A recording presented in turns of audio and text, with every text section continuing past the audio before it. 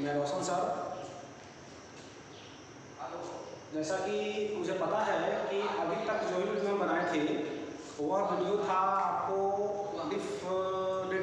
Determinant से, लेकिन determinant हम ख़त्म कर दिए हैं।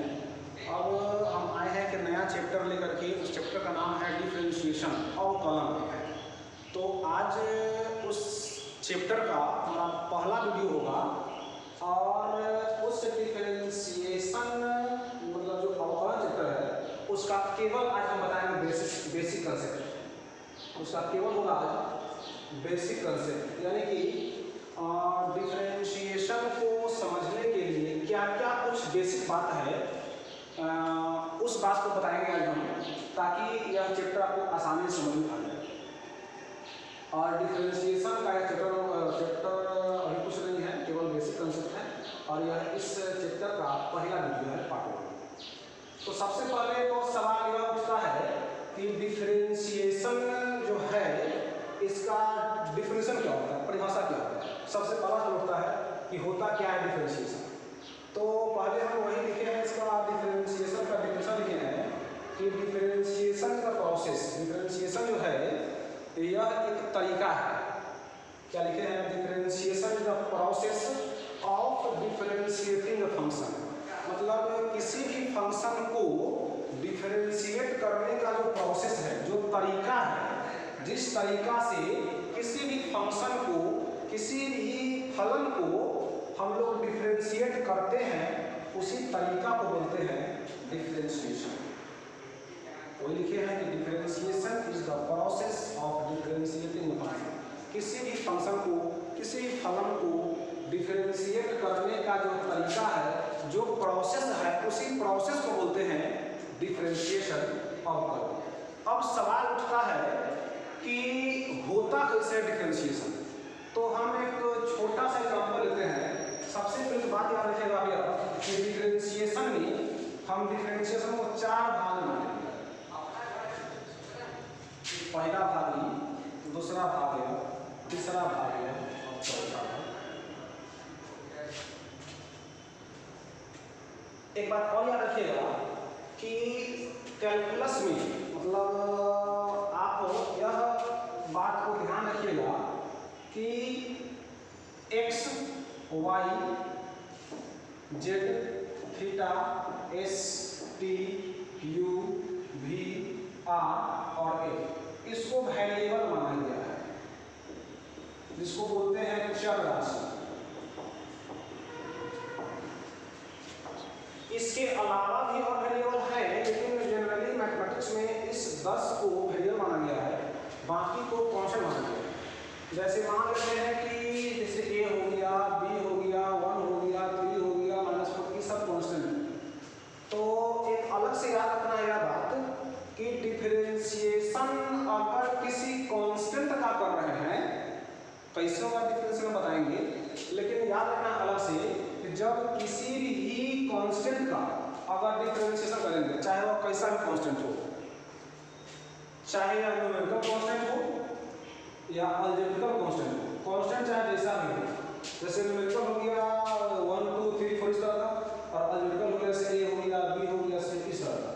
और कोई कांस्टेंट होगा और उस कांस्टेंट का अगर हमको बोले कि डिफरेंशिएशन कीजिए, तो याद रखिएगा कोई भी कांस्टेंट का डिफरेंशिएशन हमेशा होता है 0, चाहे वह कांस्टेंट अलजेब्रिकल कांस्टेंट हो या न्यूमेरिकल कांस्टेंट हो, कांस्टेंट का डिफरेंशिएशन ऑलवेज 0। अब सवाल होता है कि वेरिएबल क्या होगा। तो वेरिएबल का जो डिफरेंशिएशन होता है वह बहुत प्रकार से अटैचमेंट होता है फंक्शन का। जैसे इसलिए हम 4 पार्ट में बांटे हैं इसको। जैसे हो सकता है कि वेरिएबल का, जैसे मान लेते हैं कि हमको x का करना है डिफरेंशिएशन, तो डिफरेंशिएशन करना है मतलब कि उसमें डिफरेंशिएशन का पहला अक्षर होता है d, इसीलिए शुरू करते हैं d से। अगर ऐसा कहीं पर लिखा हुआ है dx, इसका मतलब होगा यही कि हम लोग को x को करना है डिफरेंशिएशन, x को करना है डिफरेंशिएट। अब सवाल उठता है कि x का डिफरेंस कैसे होगा। कुछ करना नहीं है, x को करना है डिफरेंशिएट तो हो जाएगा dx, मतलब जो यहाँ ब्रैकेट का चिन्ह दिया हुआ था ब्रैकेट हट जाएगा, यह हुआ dx, इस x का डिफरेंशिएशन। जैसे अगर y को करना है डिफरेंशिएशन तो हो जाएगा dy, उसी तरह से अगर जेड का करना है डिफरेंशिएशन तो हो जाएगा डी। यह सब जो आ रहा है हमको, यह एक्स का, वाई का, जेड का, ये सब डिफरेंशिएशन होगा। लेकिन आपको ये सब बेसिक बात है, लेकिन इस सब से क्वेश्चन बनता नहीं है, परीक्षा में पूछता नहीं है। उसका क्या वो बता रहा है, पूछेगा आपसे कि वेरिएबल या जो कांस्टेंट होता है उसका जोड़ होगा, घटाव होगा, गुना होगा या भाग होगा, या हो सकता है कभी कभी पावर ही दे। जैसे इससे हम चार पार्ट में बांटे इसको। जैसे मान लेते हैं कि यहाँ पर लिखे x + 3, यह x वेरिएबल और 3 कांस्टेंट है। हो सकता है कि x - 3 हो, जोड़ होगा चाहे घटाव होगा, मतलब वेरिएबल कांस्टेंट का जोड़ या वेरिएबल कांस्टेंट घटाव। हो सकता है कि वेरिएबल कांस्टेंट का गुना हो 3x, या हो सकता है कि उसका भाग हो, कुछ भी हो सकता है।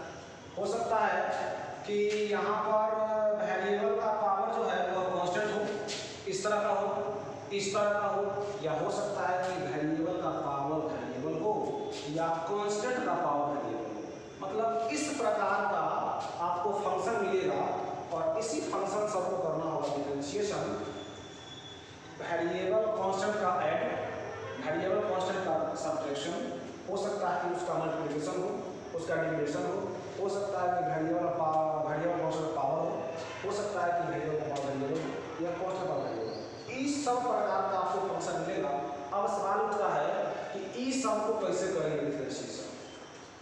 फिर से बात याद रखिएगा, डिफरेंशिएशन जो होता है वह हमेशा वेरिएबल का, कांस्टेंट का डिफरेंशिएशन करेंगे हमेशा जीरो, चाहे वह कांस्टेंट कैसा ही कांस्टेंट क्यों हो, आर्बिट्रेरी कांस्टेंट हो, न्यूमेरिकल कांस्टेंट हो, अलजेब्रिक कांस्टेंट हो, सब कांस्टेंट का डिफरेंशिएशन ऑलवेज जीरो। डिफरेंशिएशन होगा वेरिएबल का। जैसे मान लेते हैं यहाँ x का डिफरेंशिएशन, यह लिखा हुआ है, इसको पढ़ेंगे कि हमको x को करना है डिफरेंशिएशन। d का मतलब डिफरेंशिएशन, x का मतलब हो गया कि x फंक्शन हो गया या फलन है, इस फलन को करना है डिफरेंशिएशन तो हुआ dx। अब x का डिफरेंशिएशन dx हुआ तो x का डिफरेंशिएशन dx जिस तरीका से हुआ, जिस प्रोसेस से हुआ, उसी प्रोसेस को बोलते हैं डिफरेंशिएशन। उसी तरह y की डिफरेंशिएशन dy, z का dz। अगर करना होता है तो थीटा का डिफरेंशिएशन तो d थीटा होता है। जैसे मान लेते हैं कि थीटा का करना डिफरेंशिएशन इस तरह से, तब होगा d थीटा। तो कहने का मतलब कि यह था एक छोटा सा बात। अब हम थोड़ा सा आते हैं जो एग्जाम्पल यहाँ दिए हैं कि इस प्रकार का फंक्शन मिले तो कैसे होगा डिफरेंशिएशन। याद रखिएगा डिफरेंशिएशन हमेशा मिलेगा तो वेरिएबल कांस्टेंट का जोड़ या उसका घटाव या गुना या भाग, या हो सकता है पावर के रूप में भी मिल सकता है। तो हम एक छोटा सा एग्जाम्पल लेकर के आते हैं जो समझ में आ जाए आप लोगों को। देखिए यहाँ पर छोटा सा एग्जाम्पल हम लिख रहे हैं। जैसे मान लेते हैं कि एक फंक्शन हमको दे दिया x + 3 और इस तरह से लिखा हुआ है। इसका मतलब है कि इसको करना है डिफरेंशिएट, इसको करना है x + 3 फंक्शन है, इस फंक्शन को करना है डिफरेंशिएशन। तो एक बात याद रखिएगा, जब कभी भी अगर फंक्शन लिखा हुआ हो और उस फंक्शन को करना हो डिफरेंशिएशन, तो अगर फंक्शन जोड़ के रूप में हो या फंक्शन घटाव के रूप में, मतलब ऐड के रूप में हो या सब्ट्रैक्ट के रूप में हो, सबसे पहला काम यह करना है कि देखना है कि फंक्शन, जिस फंक्शन को डिफरेंशिएट करना है वह फंक्शन जोड़ में है, घटाव में है, गुना में है, भाग में है या पावर के रूप में है। सबसे पहला काम यह देखना है। अगर कोई फंक्शन अकेला है तो कोई दिक्कत नहीं है, बताएं x रहता है तो dx होता, अगर 3 होता तो कांस्टेंट एक्स 0 होता, अगर मान लेते हैं 1/2 होता है कांस्टेंट एक्स 0 होता, अगर dy है इस अकेला है नहीं होता। तो यह अकेला है ऐसा हो गया, लेकिन अगर जोड़ के रूप में हो, घटाव के रूप में हो, गुना के रूप में हो, भाग के रूप में हो, पावर के रूप में तब ऐसा होता। तो सबसे पहले यही देखना है कि जो फंक्शन को करना है डिफरेंशिएशन वो फंक्शन किस रूप में है। तो यहाँ पर देख रहे हैं जोड़ के रूप में है, तो याद रखिएगा जब फंक्शन जोड़ के रूप में हो या घटाव के रूप में हो तो डिफरेंशिएशन टर्म बाय टर्म होता है। मतलब कहने का मतलब इसमें जैसे टर्म है प्रत्येक टर्म का होगा डिफरेंशिएशन। इसमें क्या टर्म, 2 टर्म, 2 पद, एक पद ई एक पद ई। पद तब बनता है जब उस संख्या को या उस वेरिएबल को जोड़ या घटाव से जोड़ते हैं तब।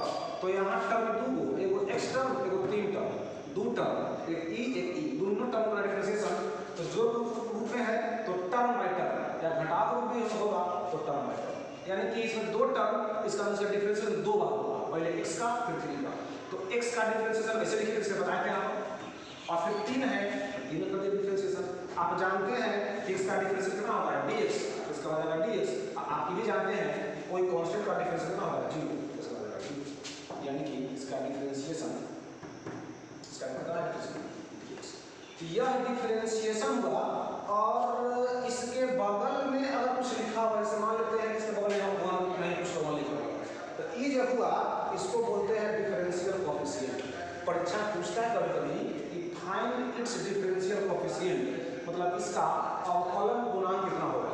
तो सबसे पहले इसको डिफरेंशियल करना होगा, और डिफरेंशियल करने के बाद जो dx के जो बगल में होगा, जो dx के बगल में होगा गुणांक के रूप में लिखा होगा, कोएफिशिएंट रूप में, उसको बोलते हैं डिफरेंशियल कोएफिशिएंट। एक छोटा सा एग्जांपल और लेते हैं आपको समझ में ताकि आए अच्छी तरह से। आइए देखते हैं छोटा सा एग्जांपल।